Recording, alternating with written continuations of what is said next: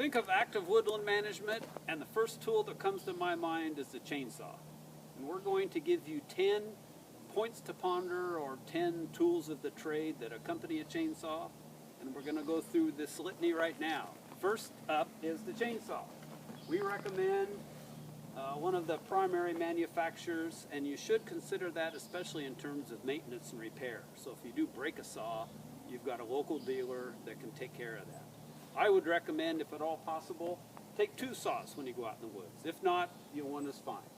Number 2, which I strongly advocate extra, is take an extra bar and an extra chain. Because once you get up in the woods, things are going to be a ways away, and you're not going to be able to just spend a few seconds and go back and get one. So extra chain, extra bar, extra saw, axe and a maul. We're going under the assumption that you're either going to be cutting firewood or felling timber. A felling axe, you always want the flat back. A maul, I would recommend any splitting maul or axe. Plastic handles are great, because if you're one of those weekend warriors, you're bound to break them. And with the plastic, you can abuse them, and they'll come back for more. Tools, in terms of timber cutting, probably the most important factor that the old timers will say they don't use, but which they do use, is a plumb bob. Anyone, whether you're an expert or a rookie, you've got to use a plumb bob if you're in doubt which way that tree's going to fall. An absolute necessity for cutting timber. Next up, we've got our measuring tape or stick. If you're cutting firewood and you're anal about your lengths, just measure it and see how long each piece of firewood. If you're logging, merchandising logs and timber, you've got to have a logger's tape. Or you can use this in the firewood, put it in the end of the log and run it out at 16-inch increments and do it that way. But you have to be mathematically inclined, so this could be a challenge. Wedges. Falling wedges, plastic is the key, because if you mess up and hit it with your saw, you're not going to wreck your chain. Cutting firewood, don't worry about felling wedges.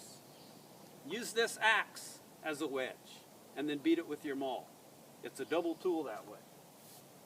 Safety equipment, very important. First and foremost, always have a hard hat. Chaps, by law, in the woods you have to have chaps today. You have the kind that buckle on, which aren't too bad. They're somewhat clumsy in the brush. A really nice way to go with it are the jeans that have the protection sewn in side of the pants. These are great. Pretty expensive, but a good way to go. Okay, next up, what do we have? Oh, our gas and oil container. Good tip for you folks, and even for you old timers. Get yourself a little hook, so when you have your gas and oil, it's in one easy to carry. You put it over your shoulder, much easier than carrying a can and a separate container. And in terms of oil, use a regular bar oil. Don't use motor oil or reconstituted oil, because if you do, that chain and bar will not last near as long unless you're using that. Next up, shovel Kowalski. If it's fire season, most of us are going to be working during the summer months. So it is law, Oregon Department of Forestry, Forest Practices Act, for each chainsaw in the woods, you need a Kowalski or an axe and a shovel. A shovel, especially in terms of if you're digging out around logs, wind throws that are down in the dirt, and you want to get them dug out so you don't ding your chain. Very important tool to have. And also the law. And number 10, which sometimes I think some of us forget, a lot of us as small woodland owners work alone. We don't recommend that.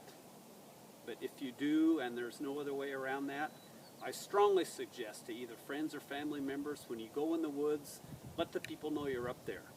And they can call when you get home in the evening and say, give them an approximate time you're going to be there, and they'll check in on you and make sure everything's okay.